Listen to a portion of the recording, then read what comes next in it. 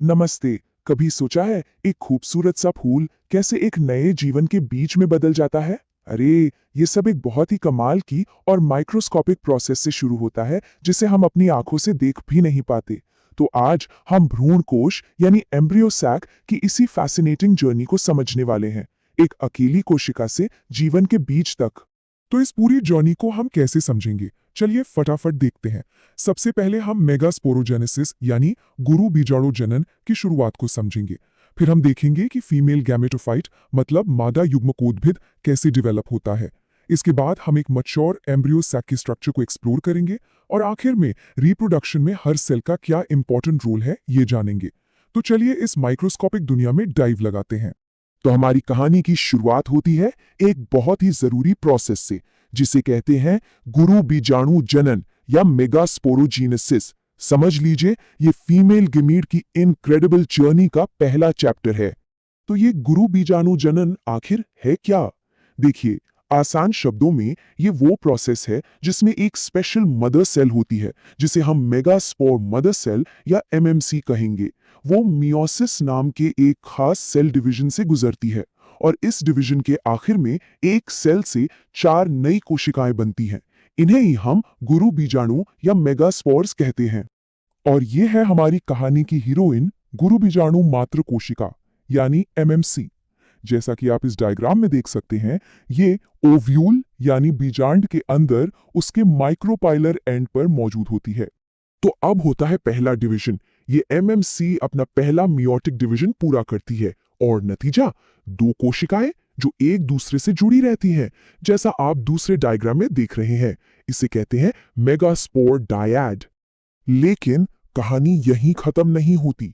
एक और डिवीजन होता है और इसके साथ ही मियोसिस का प्रोसेस पूरा हो जाता है और इसका रिजल्ट बड़ा ही ऑर्गेनाइज्ड होता है, एक लिनियर मेगास्पोर टेट्राड। मतलब ये 4 नई कोशिकाएं एकदम एक सीधी लाइन में सजी हुई हैं। और अब आता है कहानी में एक बड़ा ही ड्रामेटिक ट्विस्ट। इन 4 कोशिकाओं में से सिर्फ एक ही जिंदा बचती है। माइक्रोपाइलर एंड के पास वाली 3 कोशिकाएं, जिन पर हमने ये लाल एक्स लगाया है, वो धीरे धीरे खत्म हो जाती हैं और सिर्फ सबसे नीचे वाली कोशिका, जिसे हमने हरे रंग से सर्किल किया है, वही जिंदा रहती है और फंक्शनल मेगास्पोर बन जाती है। समझ लीजिए, ये हमारी चोजन वन है। तो इस अकेली बची हुई कोशिका का अब क्या होता है? चलिए अब देखते हैं कि ये कैसे एक कमाल के ट्रांसफॉर्मेशन से गुजरती है और फीमेल गैमेटोफाइट में डेवलप होती है। तो सबसे जरूरी बात यह है कि यही अकेले फंक्शनल मेगास्पोर सेल अब बड़ी होती है, ग्रो करती है और डेवलप होकर बनाती है फीमेल गैमेटोफाइट।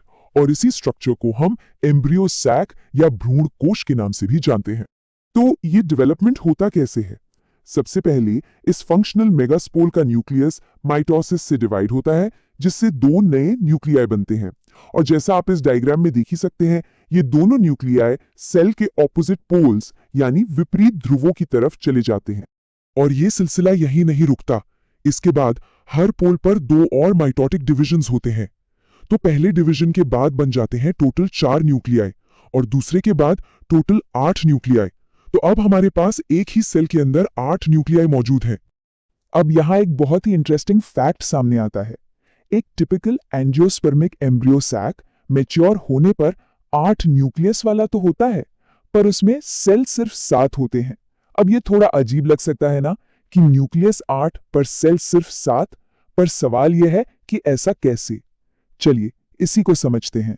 तो चलिए अब देखते हैं इस फाइनल फुल्ली ऑर्गेनाइज्ड स्ट्रक्चर को, एक मैच्योर एम्ब्रियो सैक जो अब रिप्रोडक्शन के लिए एकदम तैयार है। और ये रहा हमारा मैच्योर एम्ब्रियो सैक। आप देख सकते हैं, ये वही 7 सेल्ड और 8 न्यूक्लियर स्ट्रक्चर है जिसकी हम बात कर रहे थे। इसमें माइक्रोपाइलर एंड और चलाजिल एंड दोनों सिरों पर अलग अलग कंपोनेंट्स बिल्कुल साफ साफ ऑर्गेनाइज्ड है। इसके मेन कंपोनेंट्स में क्या क्या है? देखिए, इसमें है एग अपैरेटस, जिसमें मेन फीमेल गैमीट होती है, सिनर्जिड सेल्स जो मदद करती हैं, एंटीपोडल सेल्स जो पोषण देती हैं, और बीच में सेकेंडरी या पोलर न्यूक्लियाई। चलिए अब इस एम्ब्रियो सैक के अंदर एक टूर लेते हैं और हर एक कंपोनेंट को थोड़ा और करीब से देखते हैं। माइक्रोपाइलर एंड पर हमें मिलता है सबसे important structure, the egg apparatus. इसमें 3 कोशिकाएं होती हैं, बीच में है एग सेल जो कि मेन फीमेल गैमीट है और इसके दोनों तरफ है 2 सिनर्जिड सेल्स जो इसकी सहायक कोशिकाएं हैं। अब अगर हम ठीक इसके ऑपोजिट एंड यानी चलाजिल एंड पर जाएं तो हमें मिलती है 3 एंटीपोडल सेल्स। इन कोशिकाओं का मेन काम एम्ब्रियो सैक को नरिशमेंट यानी पोषण देना है और इन दोनों ग्रुप्स के ठीक बीच में मौजूद है एक बड़ी सी सेंट्रल सेल। इस सेल के अंदर आपको 2 पोलर न्यूक्लियाई दिखेंगे। ये दोनों न्यूक्लियाई बाद में फ्यूज होकर यानी मिलकर एक सिंगल सेकेंडरी न्यूक्लियस भी बना सकते हैं।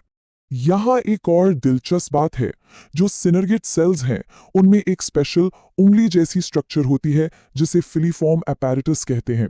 इसका काम बहुत जरूरी है।